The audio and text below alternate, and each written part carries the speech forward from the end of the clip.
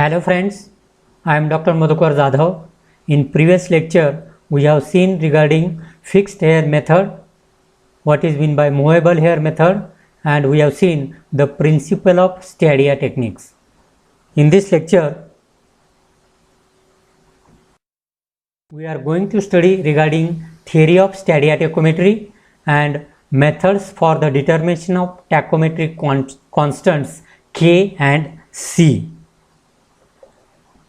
So, starting with theory of Stadia tachometry. For this theory, we have to consider the figure as shown.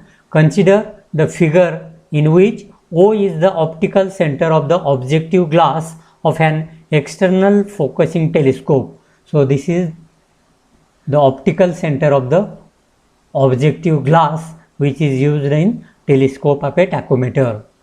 Let A, C and B are the points cut by the three lines of sights corresponding to the three wires. So as we know, on the diaphragm there are three hairs are there. So when that three hairs cut the leveling staff or stadia rod, they are shown like this: A, central is C and bottom is B, and this distance is called as staff intercept S. And whatever the images of the staff intercept are known to be small b, small c and small a, that is top, axial and bottom hairs of the diaphragm. So these are shown over here: b, small b, c and a, and this is denoted by small I, that is interval between the stadia hairs. Then as I have told, AB is equal to S is equal to staff intercept and F is equal to focal length of the objective glass. Okay, so this is the objective glass and it is denoted by O, and the distance between this objective glass and the staff is F1. Staff means objective. F2 is the focal length, second focal length between the image and the center, and D is the distance between M and this O, where M is the center of that tachometer. Next slide. So here details of all is given. F1 is the horizontal distance of the staff from the optical center of the objective, as we have seen in previous figure. F1, a staff and the optical center is F1. Then F2 is the horizontal distance of the cross wires from the O, that is optical center of the objective. So this is F2, distance between these two is F2. Then next one, D, small d, distance of the vertical axis of the instrument from O. So again in this figure, whatever the distance between M and O, optical center and center of the instrument, is called as a small d. Next one, D, capital D, is the horizontal distance of the staff from the vertical axis of the instrument, capital D. So this is the capital B, this is the vertical axis of the instrument and this is the staff station. So distance between these two is a horizontal distance, capital D. Next one, capital M, as I have told, center of the instrument corresponding to the vertical axis of the tachometer. Next one, since the rays BOB and AOA, see this, BOB, BOB, this one, and AOB, these inclined rays. Okay, since the rays BOB and AOA pass through the optical center, they are straight, so that AOB and AOB, small AOB, are similar triangles. So in this figure, So this triangle capital AOB and ABO, this triangle and this smaller triangle are, we can say, similar triangles, and hence by using the property of similar triangles we can write F1 upon F2 is equal to S upon I. So this is the property of similar triangles, and by property of the similar triangles we can write this equation. Again, since F1 and F2 are conjugate focal distances, we have from the length formula, or in physics in 12th standard you have studied the formula for the length, 1 upon F is equal to 1 upon F2 plus 1 upon F1. So this is important equation from the physics optics.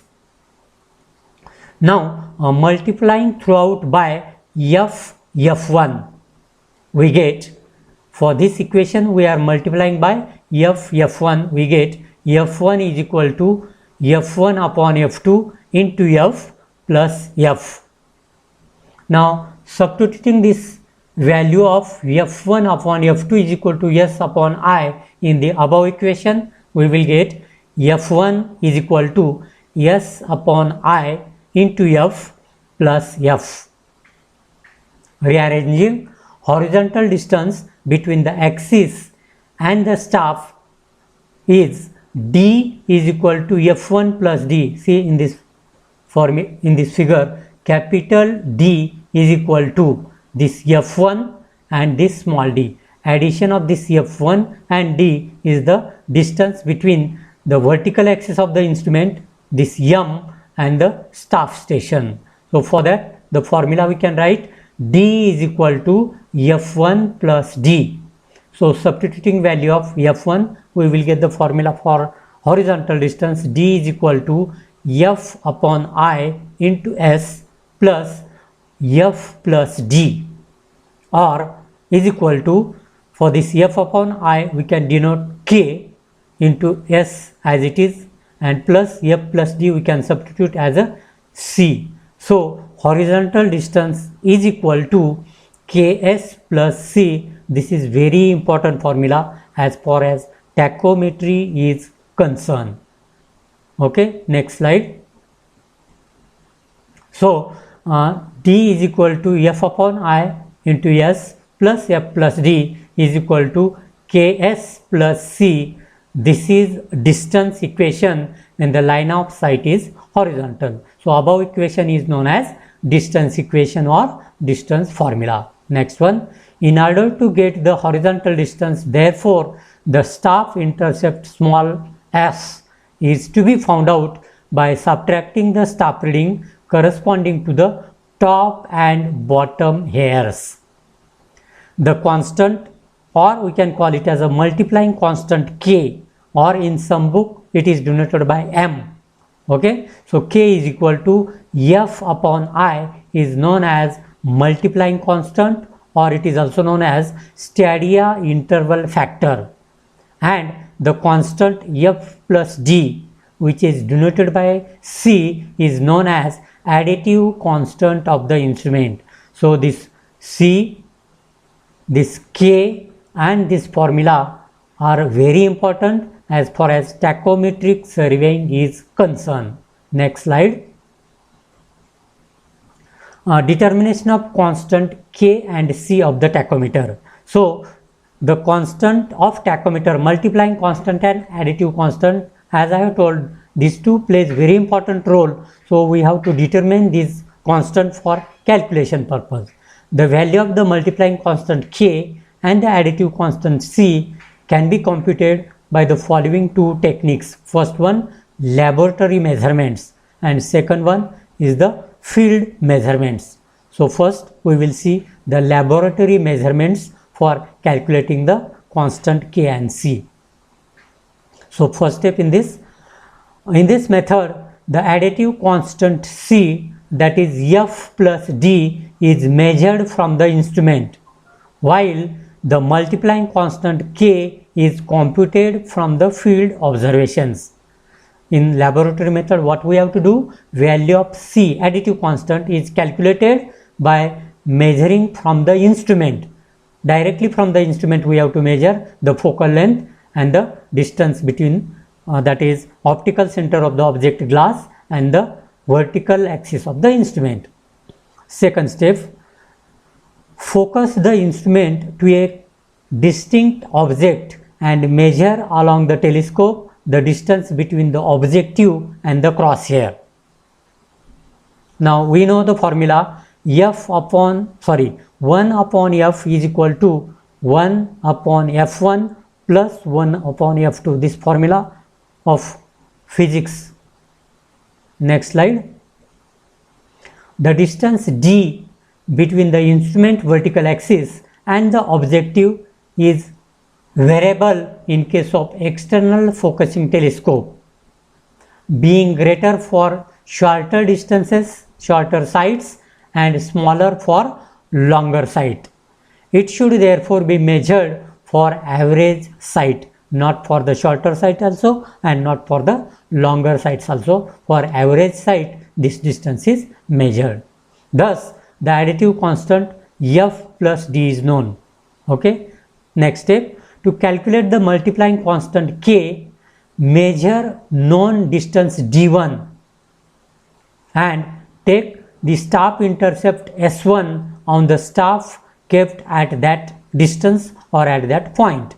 The line of sight should be horizontal.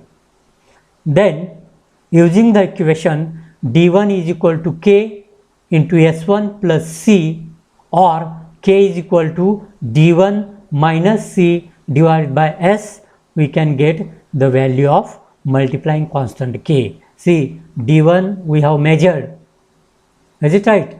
Then c we have calculated by this, and staff intercept also we have measured. So by knowing all these we can find out the value of multiplying constant. For average value of staff intercept we have to take more number of readings by considering the distances d1, d2, and in the same way staff intercept s1, s2. So average of all these we will get the average value of multiplying constant k. Next slide. So this is all about this today's lecture. So thank you.